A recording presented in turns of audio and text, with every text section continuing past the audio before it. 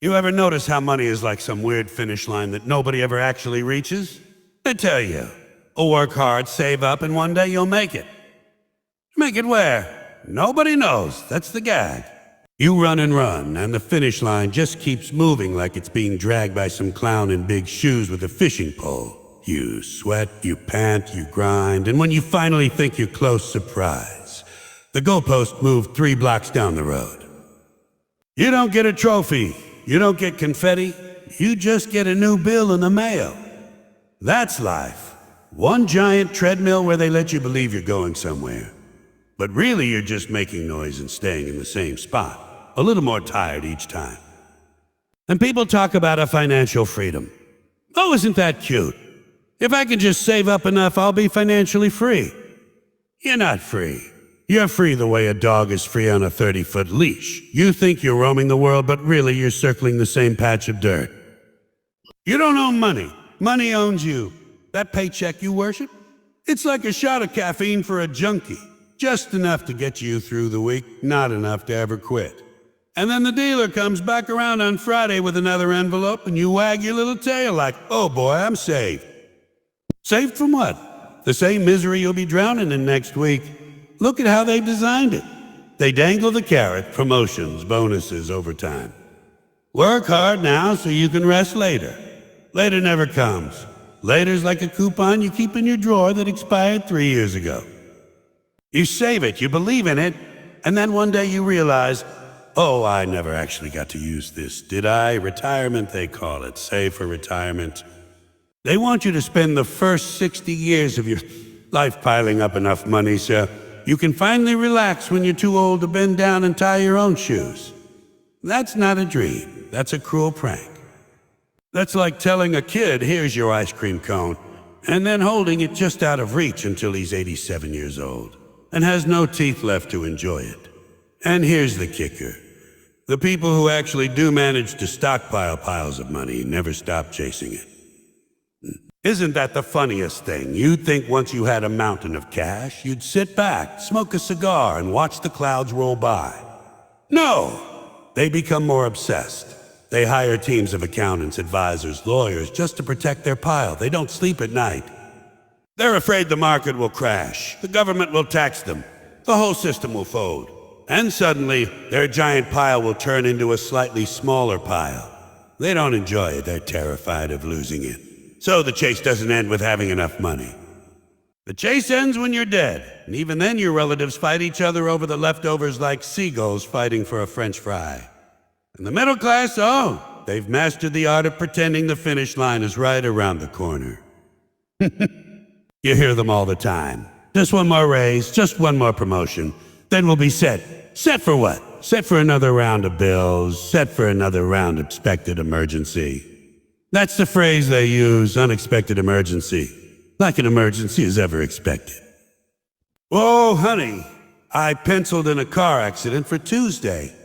Better set some money aside. No, it doesn't work that way. Life hits you with expenses like a carnival game where the targets keep popping up faster than you can shoot. Just when you've paid off the dentist, the water heater explodes. Pay off the water heater, the car needs new brakes. Fix the brakes and the kid needs braces. The braces are barely off, and now you need a new roof. The roof leaks onto the braces, and now you're right back where you started, except you're older, balder, and crankier. And the advice they give is always the same. Work smarter, not harder. Oh yeah? Tell that to the guy working 3 jobs who still can't cover rent. He's working smarter, harder, faster, upside down, and he's still behind. Smarter doesn't pay when the game is rigged. It's like playing Monopoly against a banker who prints new money every time he runs out. You can't win. You're not supposed to win. The board is designed to keep you moving around in circles, hoping that one day you'll finally own Boardwalk. Meanwhile, the guy running the game already owns the whole board, and he's laughing while you mortgage your last property just to stay alive. What cracks me up is how people confuse money with happiness. They say, money doesn't buy happiness. Of course it doesn't, but you still need enough to rent it once in a while. Happiness in this system is like a motel room with a coin-operated bed. Put in your quarters, enjoy your little vibrations of joy, and the second you run out of change, the shaking stops. Then you're just lying there on a stiff mattress wondering what went wrong. And everyone keeps thinking, maybe if I had just a little more. That's the line, right? A little more. Doesn't matter if you're broke or a millionaire. They all say the same thing. If you've got nothing, you want $100. If you've got 100, you want 1,000. Got 1,000? You're dreaming of 10,000. Got 1,000,000? Well, wouldn't 2 million be nicer? There's no finish line. There's just more. More is the finish line and more is infinite. Congratulations, you're running a marathon on a circular track. Hope you brought comfortable shoes. And people justify it by saying they're chasing money for the kids. Well, the kids. The human excuse machine. You ever notice every bad decision in life gets blamed on the kids? Why'd you buy a house you can't afford? For the kids. Now why'd you take a job you hate? For the kids. Now why'd you marry that guy with the mustache who smells like motor oil? For the kids. Meanwhile, the kids don't care. The kids don't need a 5-bedroom house with granite countertops. They'd be just as happy in a cardboard box as long as it had Wi-Fi and a place to charge their phone. You're not chasing money for the kids. You're chasing money because you got sold on the idea that being broke is shameful. You don't want the neighbors to see you struggling, so you disguise it as noble sacrifice. And if you're not doing it for the kids, you're doing it for a security. What a word. Security. What does that even mean? You can't buy security. You can buy locks, alarms, insurance policies, but real security, that's a fairy tale. You can have millions in the bank and still get flattened by a bus tomorrow. You can have the safest investments in the world and the stock market crashes because some guy sneezed in the wrong direction. Security doesn't exist. They just invented that word to keep you chasing it. It's like hunting unicorns. You'll never catch one, but it sure keeps you busy running through the forest. And people go along with it because everyone else is running, so they figure they better run too. It's the herd mentality. You ever see a stampede in a nature documentary? The animals don't know why they're running. They just see everyone else running and think, I better move or I'll get trampled. That's money. Nobody knows what they're really chasing, but they're terrified of being left behind. You stop running and suddenly you're the loser. Nobody wants to be the loser, so they keep pumping their legs day after day, year after year, until one day they drop dead on the track, still clutching their wallet like a relay baton. And what do you get for all that running? Debt. That's the big prize. Debt is the confetti shower at the end of the marathon. Congratulations, you've won a brand new pile of obligations. College loans, car loans, credit cards, mortgages. They don't even wait until you're old to slap you with it. They start you young, right out of school. Hey kid, you want an education? That'll be $50,000. Oh, you don't have it? Don't worry, we'll lend it to you. Pay it back later. Later, again with the later. And later turns into decades where you're still writing checks to cover a degree you can't even remember using. And while you're paying that off, you're racking up bills for everything else. Need a car to get to work so you can pay your bills? That's another loan. Need a house so you can feel like an adult? Another loan. By the time you've got it all, you're so buried under payments you can't breathe, but hey, at least you're chasing something, right? And the real kicker, the part that makes the whole circus hilarious, is that nobody ever tells you how much is enough. There's no number. They don't hand you a little card saying, congratulations, once you have X dollars, you can stop running. No, they leave it vague. That's the genius of the system. If they told you the finish line was, say, $500,000, you'd reach it and quit. So they keep it fuzzy, like a magician's trick. Enough is always just out of reach. You hit one milestone, they invent another. First, it's a save $1,000. Then it's a save 6 months of expenses. Then it's a save for a down payment. Then it's a save for retirement. Then it's a save for medical bills. Then it's a save for the grandkids' college. You're dead, but don't worry, we'll save for the funeral too. It's a comedy that writes itself. The endless chase for money is the only race in the world where the winners don't look any happier than the losers. You never see someone with piles of cash just strolling around grinning like an idiot because they finally have made it. No, They're stressed, overworked, paranoid, and half miserable. Meanwhile, the guy with $20 in his pocket is sitting on a porch with a beer, laughing with his buddies. Who's winning? The guy who's not running, that's who. But nobody tells you that because it ruins the game. If everyone stopped chasing, the whole circus tent would collapse, and the ringmasters would be out of a job. So they keep the music playing, keep the lights flashing, and you keep running in circles, thinking one day you'll cross the finish line. But the truth is, there is no finish line. Never was. You ever notice how people keep acting like money is the key to everything? Like life itself is locked inside a vault, and all you need is the right size stack of bills to open it. They tell you with enough money you can buy happiness. Oh, really? If happiness were for sale, it would come in a little plastic package at the drugstore hanging next to the batteries. Buy 2, get 1 free. But it doesn't. Money can buy you a chair, sure, but it can't buy you comfort. It can buy you a watch, but it can't buy you time. You can spend all day stacking bills into neat little piles, and guess what? The clock still ticks the same. Nobody's ever bribed the second hand into slowing down. And the best part? People know this. Deep down, they know money can't buy the things that matter most, but they still chase it anyway. It's like watching a dog chase its tail. The dog knows he's not catching it, but he's committed now. He's in it for the long haul. Round and round until he collapses in the yard, dizzy and confused, wondering why the prize keeps moving. That's people with money. They've seen enough funerals to know you can't take it with you. But that doesn't stop them from shoving more into the suitcase.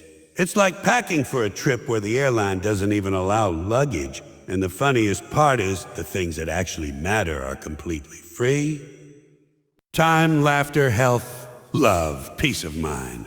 These are the real treasures, and they cost nothing. You don't need a credit card to hug your kid. You don't need a loan to sit on a porch and laugh with your friends. You don't need a mortgage to enjoy a sunrise. But somehow people treat those things like the consolation prize. Yeah, I'll get to that later. First, I need to upgrade my car. Upgrade your car? To what? A shinier box to sit in while you're stuck in traffic, cursing at the guy in front of you who also upgraded his car? That's not an upgrade. That's a hamster wheel with leather seats. And then there's health. Do you know how many people work themselves sick chasing money, only to spend all that money trying to get healthy again? That's the loop.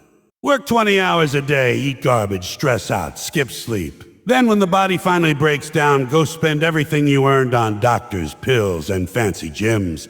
That's not life. That's a refund policy in reverse. You put in your best years at the front desk of the money machine, and then you pay the repair shop to patch up what's left of you. And people act surprised, like, oh wow, I didn't see that coming. How could you not? The signs were everywhere. You can't run on fumes forever. And time is the one currency you never get back.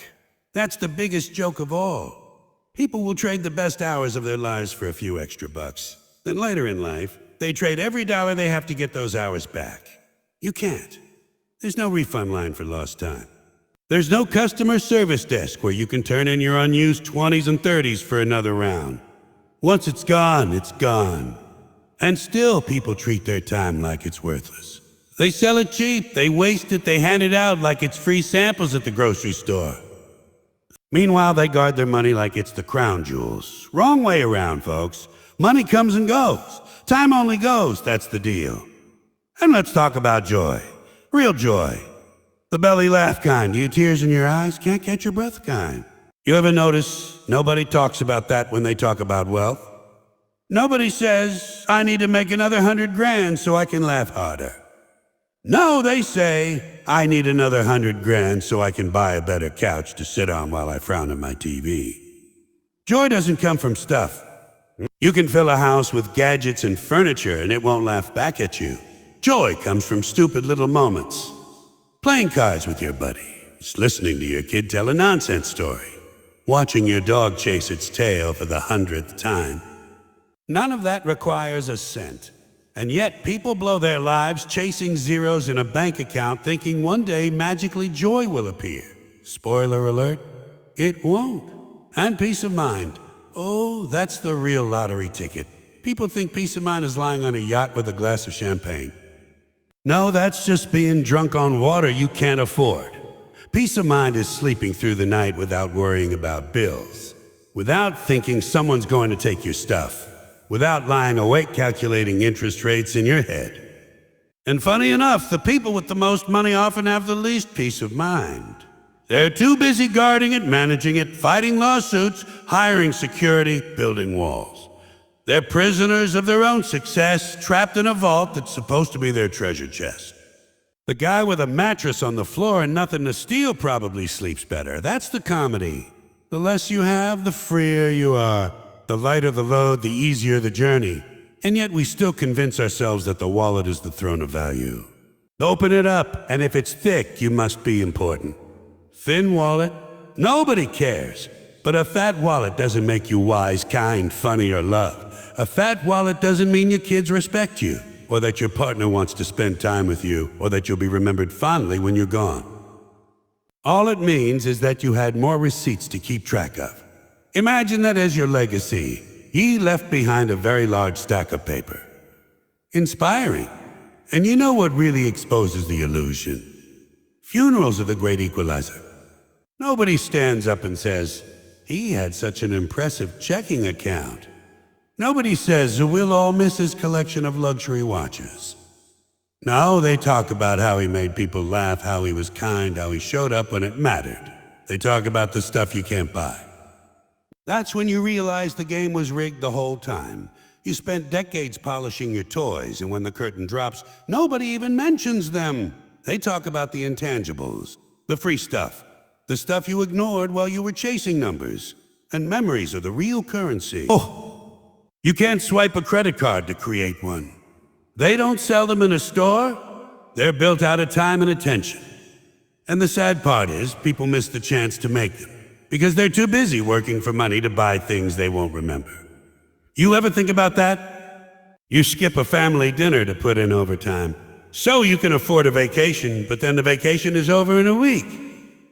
And the memory fades, while the family dinner you skipped could have been the moment everyone remembered. You don't get to replay it. You traded it for an hour of wages. That's the math nobody likes to do. And love. Real love isn't for sale. Oh, sure, you can buy attention, you can rent company, you can lease affection, but love, the real thing, can't be purchased. It's either there or it isn't, and if it's there, it doesn't care if you're broke. It doesn't care if your shoes are old, or your car rattles, or your couch has a stain. If it's real, it shows up anyway. And if it isn't real, no amount of diamonds or vacations will make it so.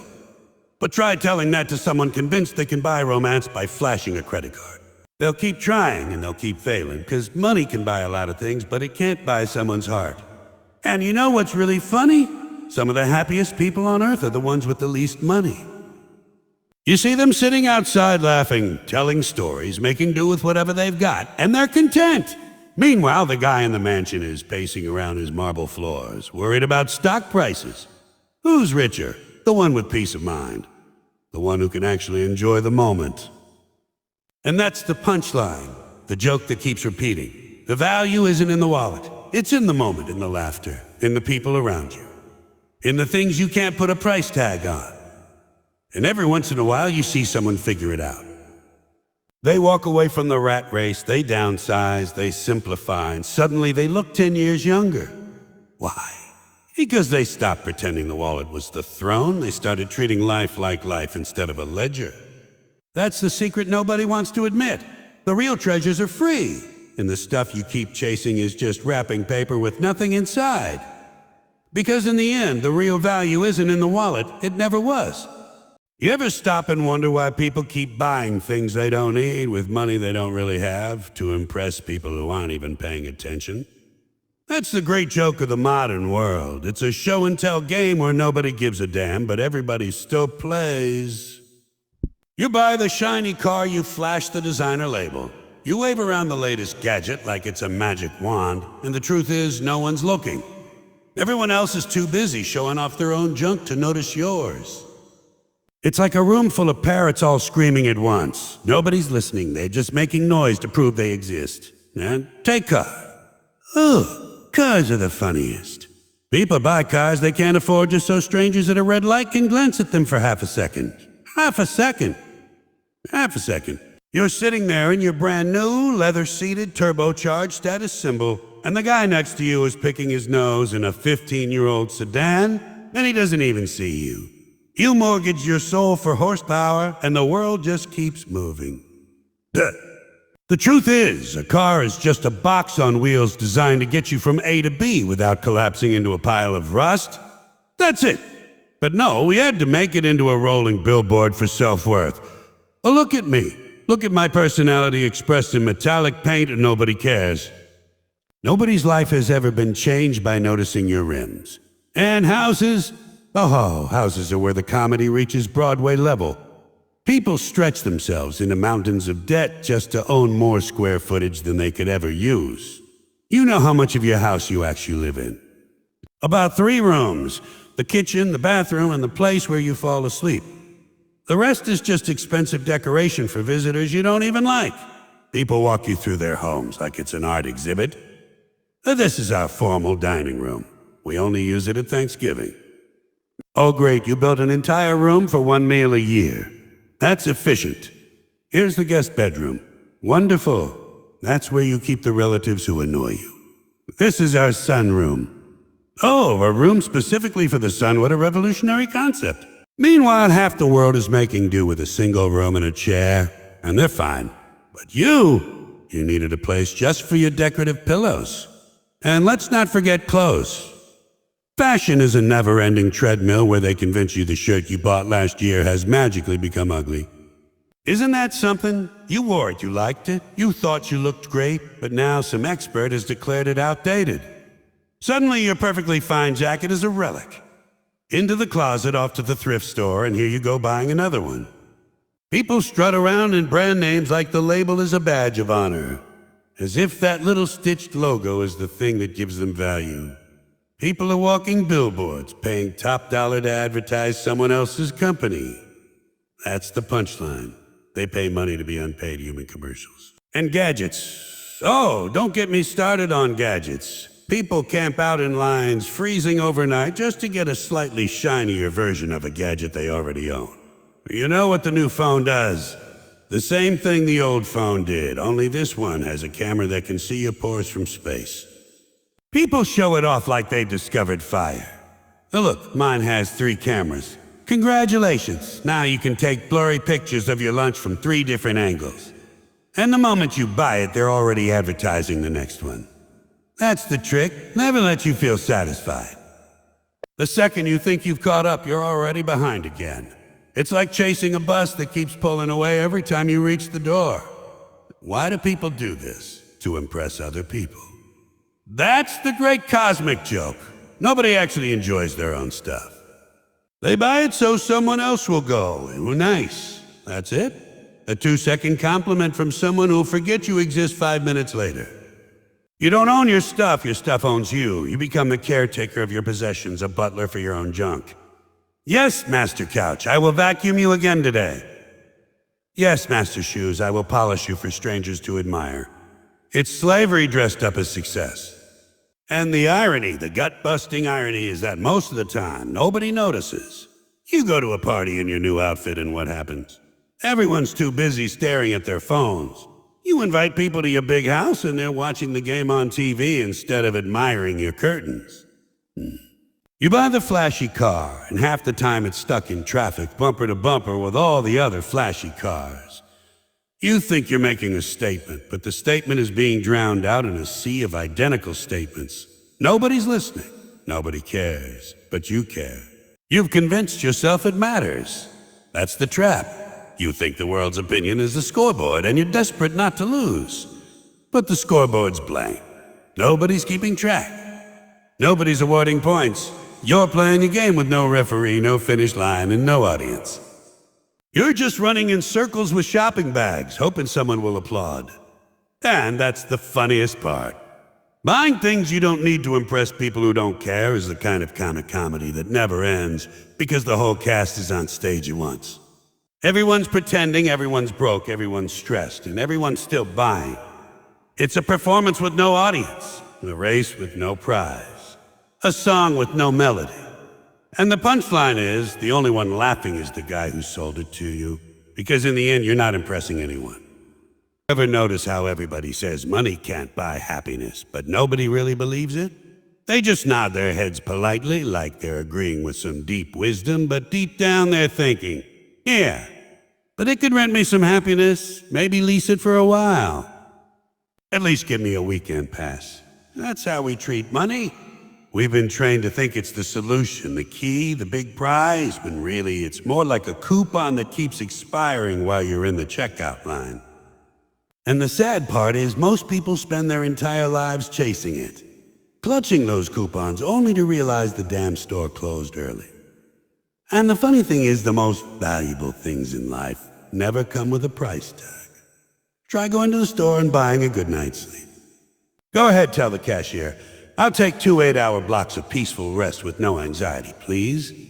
They'll look at you like you're insane. You can buy a mattress, you can buy a pillow, you can buy sheets with a 900 thread count woven by blind monks in the Himalayas, but you can't buy the actual sleep. The sleep comes from not having the stress in the first place. And that's the one thing the money keeps piling onto you. You get the money, then you get the job that gives you the money, then you get the stress from the job. Then you need the money to pay for the therapist to help you deal with the stress from the job that gave you the money. It's a loop. A nice, neat little hamster wheel with your name engraved on it. Health, same deal. Everybody wants to buy health. They want the pill, the treatment, the juice cleanse, the vitamin shot that promises eternal youth. You can't buy youth. You can buy some cream that says it'll erase wrinkles, but all it does is make you look like a wax figure under bad lighting. You can go to the gym and buy a personal trainer, but you can't buy discipline. You can't buy the willpower to stop shoving fried food in your face at 2 a.m. And here's the kicker. You can't buy more time. No matter how fat your wallet is, the clock keeps ticking. You can't hand the Grim Reaper a $100 bill and say, hey pal, buy yourself something nice, give me another year. The guy doesn't take cash, doesn't take credit either. The only thing he takes is your appointment, and trust me, it's non-refundable. And peace of mind? Oh, forget it. You can't buy that. They'll say, people try. They think peace of mind comes from security systems, guard dogs, alarm codes, gated communities. All that buys you is a slightly more expensive version of anxiety. Now you're not just worried about the world. You're worried about whether the alarm works, whether the gate closes, whether the dog bites the wrong person and you get sued. You want peace of mind? You don't need a lawyer and a fence. You need to stop chasing the nonsense in the first place. But that doesn't sell well, does it? Nobody makes commercials that say, hey, stop buying things you don't need and you'll feel better. No, they say, buy this car and you'll finally feel like somebody. And you know what? They're right. They're right. You'll feel like somebody with 60 payments left and a trunk too small to fit the groceries. The biggest joke about money is how it tricks us into thinking it's connected to happiness. People believe it like it's gospel. If I just had more money, I'd be happy. No, if you just had more money, you'd have more bills. Happiness isn't in the wallet, it's in the head. You ever meet somebody broke who's laughing their ass off? They don't have 2 dimes to rub together, but they're the life of the party. And you ever meet somebody rich who looks like they've been constipated for 10 years straight? That's because the money only solves the money problems. And once those are solved, you're left with the real problems, and the real problems aren't for sale. They don't stock those at Walmart. Think about joy, real joy. The kind you get from a belly laugh with friends, from sitting around telling stories, from playing with your kids or your grandkids, or even just from sitting in the park feeding pigeons and watching them fight over breadcrumbs like tiny feathered mobsters. You can't swipe a card for that. You can't go online and add it to your card. It doesn't ship in 2 days. It doesn't come with a warranty. And yet, that's the stuff people remember when they're old. Nobody on their deathbed ever says, you know what I regret? Not buying that third blender in 1987. No, they say, oh, I wish I spent more time with people I cared about. And then you realize all the chasing, all the scrambling, all the hustling, it was for paper that got left behind in a drawer somewhere. Money's a tool, but we treat it like a religion. People pray to it. They kneel before it.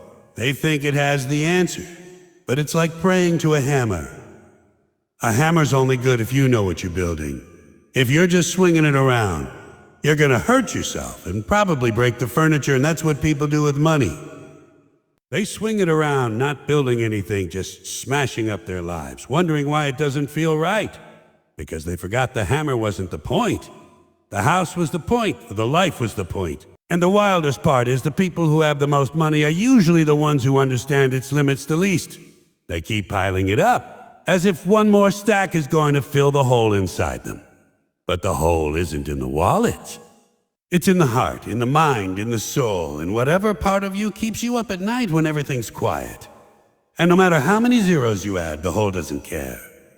It just stares back at you, yawning wider. Because the hole doesn't want money, it wants meaning. We've all seen it. Folks with enormous houses. So big they need a map to find the bathroom. And yet they're lonely. They've got 10 rooms and no laughter in any of them. They've got cars that could outrun the cops in 3 states, but nobody to ride shotgun. They got closets stuffed with clothes, but nowhere to go. And you realize it's not about the stuff. It was never about the stuff. It was always about the moments. The moments when you felt alive. And moments don't come with receipts. Here's another one, love. Try buying love.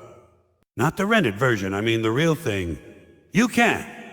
You can buy a date. You can buy attention. You can even buy a wedding if you want to go through the motion. But the actual connection, the spark, the thing that makes your heart feel like it's doing somersaults in your chest, you can't buy that. It either happens or it doesn't. And it usually happens when you're not looking for it, when you're not trying to buy it, when you're too busy laughing at some dumb joke. That's when it shows up. And the funny part is, the people who try to buy it the hardest usually end up the loneliest. Because money can get you company, but it can't get you companionship. And isn't it hilarious how the people who brag the most about money are usually the most boring? They think flashing a wad of cash makes them interesting, but it just makes them predictable. You know what they're going to say, you know what they're going to do, and you know they're going to keep looking over your shoulder to see if someone richer walked in. Real value is in the stories, in the laughter, in the stupid little moments that make life worth living. You don't need a bank account for those. You need a pulse. At the end of the day, money's just paper. It's a bunch of fancy IU dressed up with pictures of dead guys. And yet, people kill themselves chasing it, as if the dead guys on the bills are going to congratulate them at the finish line. Yeah, congratulations, you did it. You missed out on half your life, but here's another piece of paper with my face on it. What a scam. The joke's been on us the whole time. Because while we were chasing the paper, the real treasure was slipping by. Time, love, laughter, health, peace of mind. And none of it was ever for sale. So if you want to know the real value in life, check your wallet and put it back in your pocket, and look around. Look at the people. Look at the sky. Look at the little things you can't buy, but somehow always remember. That's the stuff that mattered. That's the stuff that lasts. And if you spend your whole life chasing the money, you'll find out the punchline the hard way. The real value isn't in the wallet. It never was, and it never will be.